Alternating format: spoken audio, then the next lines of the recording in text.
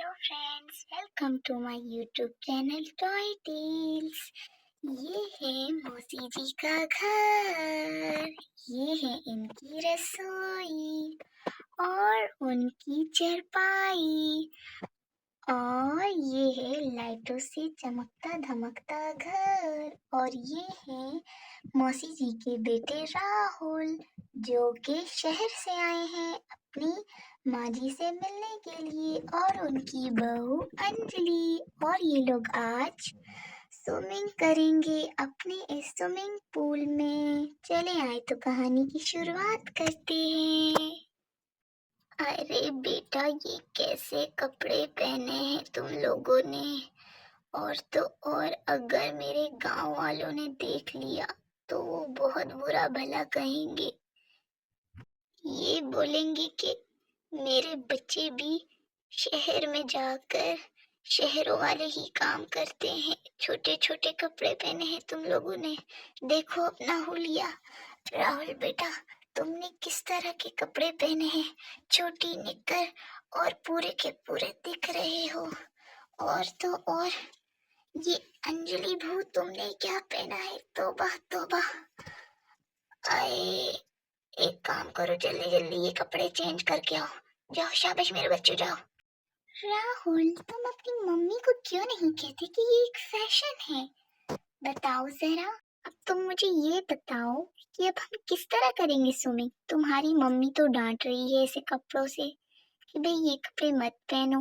भले इन कपड़ों में क्या बुराई है? इन कपड़ों में देखो कितने कंफर्टेबल कपड़े हैं, मुझे तो बहुत सुकून दे रहे हैं। अरे मम्मी, लोग क्या कहेंगे ये तो छोड़ दो आप मुझ पर।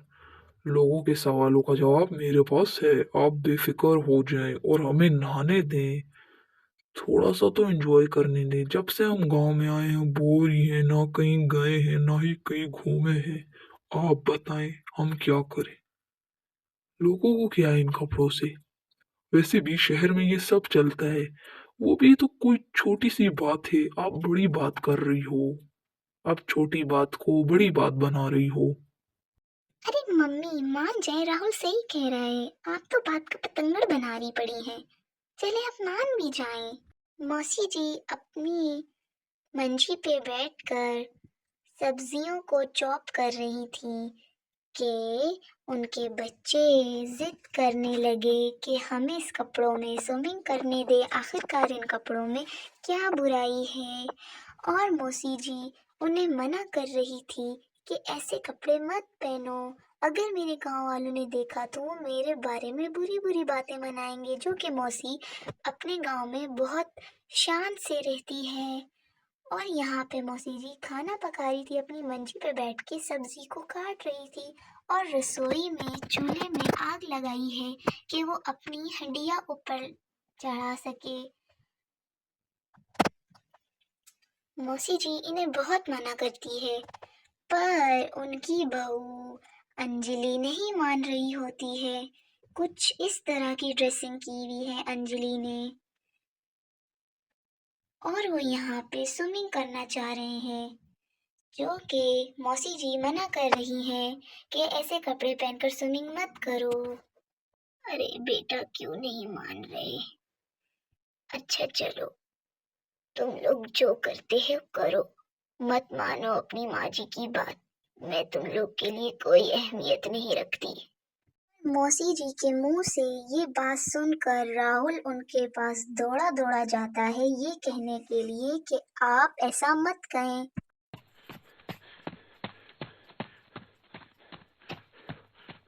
माँ, माँ, माँ, प्लीज ऐसा मत कहो।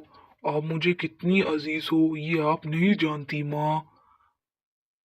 मैं आपके पल एक बगैर भी नहीं जी सकता माँ। आपने ऐसा क्यों कहा मुझे कि आप कोई मायने नहीं रखती? आप तो मेरी माँ हैं, आप मेरा सब कुछ हैं। प्लीज आइंदा के बाद ऐसा मत कीजिएगा। आप जो बोलेंगी मैं वो करूँगा। हम नहीं करते स्विमिंग, अगर आपके गांव वालों को बुरा लगता है। ऐसे में राहुल अपनी माँ से ये बात कहकर चला जाता है।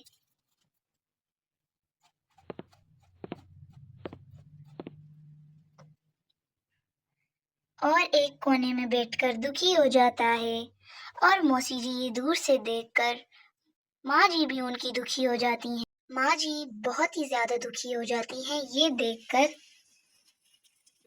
कि उनका बेटा राहुल यहाँ पर चुपचाप उदास बैठ जाता है और माँ जी की बात मान के।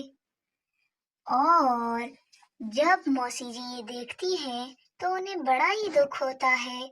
और ऐसे में अंजलि उनके कान में कुछ ऐसा कहती है जो कि कहानी में पता चले। देखा माँ जी, मैं सही कह रही थी ना कि आपने छोटी सी बात का इतना बड़ा पतंगर बना दिया।